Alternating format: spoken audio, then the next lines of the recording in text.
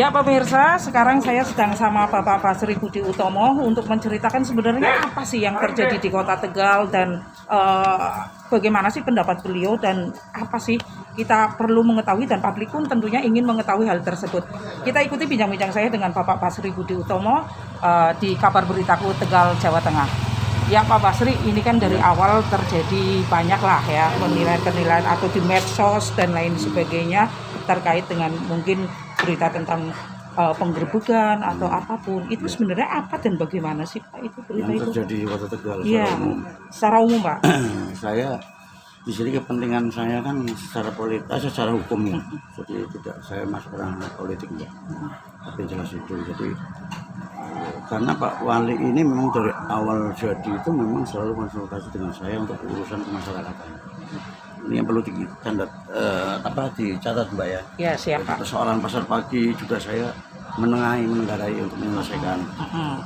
Apa sih maunya pemerintah, apa sih maunya pedagang, kemudian cuan clear. Ya. Itu seperti itu juga di sini seperti itu. Nah, saya melihat fenomena yang akhir-akhir ini terjadi di Kota Tegal itu berkaitan dengan banyaknya laporan yang masuk ke tempat saya. Jadi bukan saya datang ini dipanggil Pak Dedi Wali Kota atau dipanggil Pak Jumadi, bukan. Jadi serta merta karena memang inisiatif saya adanya laporan yang masuk ke tempat saya. Nah, jadi fenomena itu yang saya tidak lanjuti. Lalu kenapa tiba-tiba ini kan banyak pertanyaan juga, Pak Basri sekarang berada di Grimbitan, tinggal bersama di ruangannya Pak Wali dan lain sebagainya. Bagaimana tanggapan Pak Basri ini? Tinggal di rumah jelas ya. Jadi sangat wajar saya melakukan klarifikasi ke Pak Wali. Artinya apa yang saya ketahui, apa yang ada di saya itu saya klarifikasi kepada Pak Wali dengan apa yang terjadi. Itu saja Pak Wali tidak terbuka secara pure ya kan. Tapi di situ saya membaca, kemudian saya melakukan beberapa testimoni keluar situasi yang ada.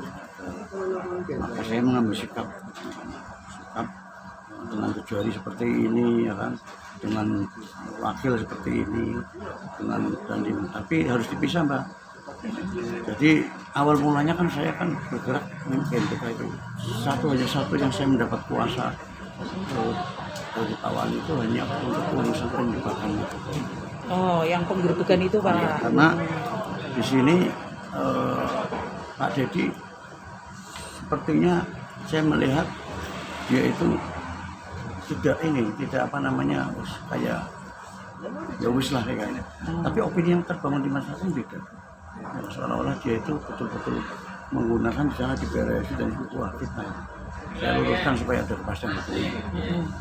Makanya saya ambil semua barang buktinya, saya bikin skema, saya laporkan.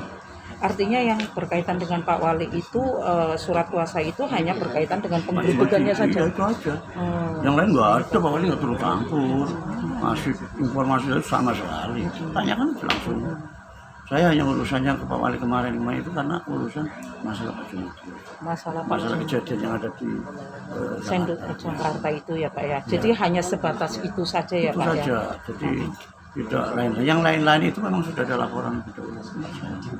Berkaitan dengan laporan-laporan yang lain, Gen.PK RI memiliki sikap yang bagaimana ini Pak? Ya, kita kan sebagai masyarakat, ketika melihat situasi seperti itu, kita berikan informasi itu pada atasannya, ya kan, dilakukan tindakan baik etik maupun tindakan yuridisnya terserah mereka. Jadi sudah saya lakukan itu. Persoalan nanti saya laporkan kepada Pangdam 4 dan Pangdam 4 kemudian memutuskan ya kita ikuti. Tadi Bapak mengatakan bahwa ini hanya berkaitan dengan urusannya Pak Wali Kota dengan Pak Jumadi, namun pada kenyataannya kaitan dengan penggerbegan itu saja ya Pak ya? Iya itu saja. Oh gitu. Tidak ada hubungannya sama Dandim sama Pak Jaksa Pak, enggak. Tidak ada ya Pak, hanya fokus di... Hanya saya menindaklanjuti pengaduan masyarakat karena adanya pengaduan. Saya ditanya tentang informasi dari mana sih di Dandim? Yang jelas informasi dari internal, dari prajurit siapapun tidak saya buka di pengadilan. Artinya lepas dari kaitannya dengan kasuistik dengan Pak Dandim dan lain sebagainya. Dilepas dari itu Pak, tentang kondisi Kota Tegal sendiri. Setelah nggak ada kaitannya. Iya, nggak ada kaitannya. yang kemudian sampai dengan viral atau ramai semacam ini, bagaimana ini langkah selanjutnya kaitan dengan penanganan penggeledahan kasus Itu jalan. jalan? Sekarang Polda jalan ditangani oleh Krimum jalan. Kemudian ada 2 laporan. Jadi saya melaporkan Pak Jumadi di Polda Jawa Tengah. Tadinya saya bikin surat 2, tanggal 24 di Polda Jawa Tengah, 25 di Polda Metro. Tapi karena waktu itu viral, sehingga Polda Metro sampai pending karena ada konfirmasi dari Polda Jateng akan menindaklanjuti. Gitu. Jadi biar nggak numpuk. Yang kedua, saya laporkan ke Propam, Mabes Polri. Ya kan? Oknum-oknum TNI, oknum-oknum Polri yang 5 orang yang terlibat dalam mengerjakan itu saya laporkan. Yang tidak lanjut sampai hari ini. Jadi ada beberapa poin fokus ya yang menjadi konsentrasi GNPK RI. Lalu bagaimana sih peranan GNPK RI di Kota Tegal sendiri? Dan padahal ini kan ramainya di Tegal ini, pusat sampai dengan turun. Bagaimana itu? Ya kan sudah biasa Mbak. Di daerah mana yang kira-kira daerah nggak bisa nangani saya masih turun. Iya. Karena kalau orang daerah yang nangani kan biasanya ada pakai ada nggak enak, ada itu ya kan. Saya selalu turun. Akhirnya GNPK RI pusat ambil langkah sikap gitu ya untuk menyikapi hal tersebut ya Pak ya. Ada pesan seperti apa sih untuk Pak Jumadi ataupun Pak Wali Kota dalam kancah keramaian semacam ini Pak? Saya tidak masuk ke wilayah itu Mbak. Ya, biarkan masalah hukum yang akan bicara ya kan. Karena ini sudah masuk ranah hukum. Tapi yang pasti segala sesuatu yang berkaitan dengan masalah korupsi, saya tetap akan menindaklanjuti sampai tuntas, sampai mendapatkan kepastian hukum. Siapa ini kaitan dengan adanya isu yang bertebaran kaitan bahwa ini ada hal-hal yang berkaitan dengan politis, ada keinginan Bapak untuk maju dan lain sebagainya. Bagaimana Bapak menyikapi itu? Itu isu-isu yang sengaja untuk memojokkan saya ya. Itu biar. Yang jelas saya tidak ada giroh lagi untuk maju yang seperti itu. Kalau maju ya dari kemarin-kemarin itu enggak ada. Oke. Pesan apa yang akan Bapak sampaikan ke masyarakat Kota Tegal Pak dengan ramainya? Saya akan luruskan saja, kemarin banyak berita bahwa saya mencemarkan nama TNI sudah nggak mungkin. Satu nggak mungkin, ribuan anggota TNI ada di tempat saya. Sisa hidupnya mengabdi kepada bangsa ini sampai selesai. Jadi nggak mungkin. Saya hanya ingin memberikan kontribusi pada TNI agar TNI ini bersih. Jangan sampai tercedera atau dicemarkan namanya oleh oknum yang tidak bertanggung jawab. Oke, ini berbicara TNI Pak, tapi dengan ramai atau viralnya yang ada di Kota Tegal, pesan apa yang akan Bapak sampaikan ke masyarakat Pak?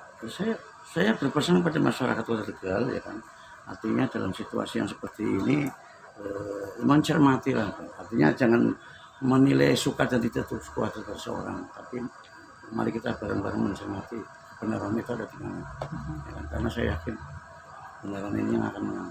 Tadi Bapak juga menyampaikan bahwa kalau GNPK RI Kota Tegal di kacamata Bapak berarti kurang mampu untuk menangani ini karena kericuhan mungkin ya Pak ya? Ya karena mungkin keterbatasan sumber daya manusianya, operasionalnya ya sampaikan saja Pak Dedi ya kan. Saya dalam mengadvokasi masyarakat atau siapapun, saya tidak pernah minta uang atau minta biaya, minta kontak. Sekalipun saya bukan lawyer, itu menjadi tanggung jawab organisasi. Siap Pak. Terima kasih Pak Basri.